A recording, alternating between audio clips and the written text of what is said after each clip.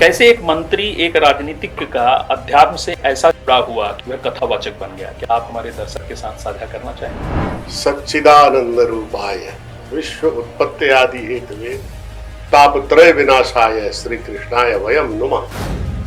ये भागवत का मंत्र है। तीनों त्रापों को, आदि दैविक, आदि भौतिक और आध्यात्मिक, तीनों शूलों को हरने वाले और तीनों समृद्धियों को देने वाले सच्चिदानंद, सच्चिद आनंद कृष्ण। तो मर्यादा पुरुषोत्तम राम की लीला और कथा पर क्या विवेचना पाते हैं? देखिए, 30-35 सालों में भारत के लोगों ने और राजनीतिक दलों ने एक अपने अलग राम की सृष्टि कर दी है। और वो राम सनातन धर्म, संस्कृति और परंपरा के राम नहीं है। यहाँ पूरी राम का दर्शन, पूरे रामचरितमानस का दर्शन एक चौपाई में तुलसीदास जी ने स्पष्ट किया है। राम ने कहा, मम दर्शन फल परम अनूपा, जीव पाहि निज सहज स्वरूपा। मेरे दर्शनों का एकमात्र फल है कि जीव अपने ही सहज स्वरूप को उपलब्ध हो जाता है। ये रामचरितमानस और रामचरितमानस के राम है। ये वो राम नहीं है जो इन 30-35 सालों में बना दिए गए। तो राजनीति का भगवाकरण हो रहा है। तो आपने एक आध्यात्मिक जर्नी करी है। आध्यात्मिक जर्नी के पहले आप कैबिनेट मिनिस्टर भी रहे हैं, वर्तमान में आप विधायक हैं, मीडिया प्रभारी हैं, राजनीति में फिर से इन्वॉल्व हुए हैं। तो यहाँ पर भगवाकरण को आप कैसे परिभाषित करें? जिस दिन भगवाकरण हो जाता राजनीति का, तो समस्याएं ही खत्म हो जाती। एक आवरण चढ़ाया जा रहा है राजनीति पर, भगवाकरण नहीं किया जा रहा है। आवरण चढ़ा, ये आवरण है और ये नकली है और ये नेताओं द्वारा प्रायोजित है। ये सुविधा और असुविधा का आवरण है, ये अवसरवाद का आवरण है, ये विभाजन का आवरण है और ये किसी भी तरह से सत्ता को हथिया लेने का आवरण है। दो भागों में बंट गई राजनीति। एक पार्टी सत्ता में नहीं होती तो भ्रष्टाचार का विरोध करती है और वही पार्टी जब सत्ता में आ जाती है तो भ्रष्टाचार करने लगती है। इतने वर्षों से हम यही तो देख रहे हैं। कांग्रेस जो कमजोर हुई, उनके नेता करप्ट हो गए, उसकी वजह से कांग्रेस कमजोर हुई। और जो अब बीजेपी कमजोर होगी, इस वजह से कमजोर होगी कि उनके नेता करप्ट हो गए। तुलसीदास जी ने कहा है, बेचहि वेद धर्म दोहरे।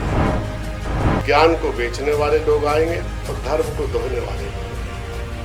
अब तो उससे आगे बढ़ गई है। 500 साल पहले कह गए तुलसीदास। हाँ, अब तो बात उससे बहुत आगे बढ़ गई है। एक व्यवस्थित प्रबंधन है इलेक्शन को लूटने का, वो लोकतंत्र पर डाका डालने का। अगर ये पॉलिटिकल कल्चर चेंज नहीं हुई तो सक्रिय राजनीति में बाबाओं की भूमिका बढ़ती जा रही है। अध्यात्म भी राजनीति में इंटर कर रहा है। और अभी यदि मध्य प्रदेश के रेफरेंस में बात करें तो धर्म गुरुओं की यात्राएं भी हो, जो कहीं ना कहीं पॉलिटिकली कनेक्टेड है।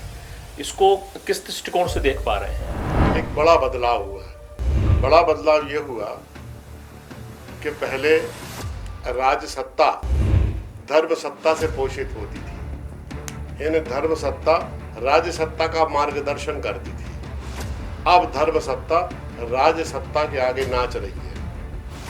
भारत एक विशाल देश है और आप ये कह रहे हैं कि अध्यात्म को गलत ढंग से प्रेजेंट किया जा रहा है, जिससे राजनीति प्रभावित हो रही है, देश प्रभावित हो रहा है और निश्चित रूप से युवाओं का देश है। तो आप क्या संदेश देना चाहेंगे युवाओं को कि उनको अध्यात्म से क्यों जुड़ना चाहिए और जुड़ के आज की आधुनिक अंधी दौर से कैसे बचे, साथ में राजनीति को और देश को कैसे परिवर्तित करें? तुलसीदास जी ने भी लिखा है, ईश्वर अंश जीव अविनाशी, चेतन अमल सहज सुख राशि। सबरी से भी भगवान ने कहा, मम दर्शन फल परम अनूपा, जीव पाहि निज सहज स्वरूपा। आध्यात्म और धर्म का एकमात्र उद्देश्य है कि ना आप पिछली बातों में खोए हुए रहे, ना अगली बातों को लेकर चिंतित रहे, सदैव वर्तमान में रहे।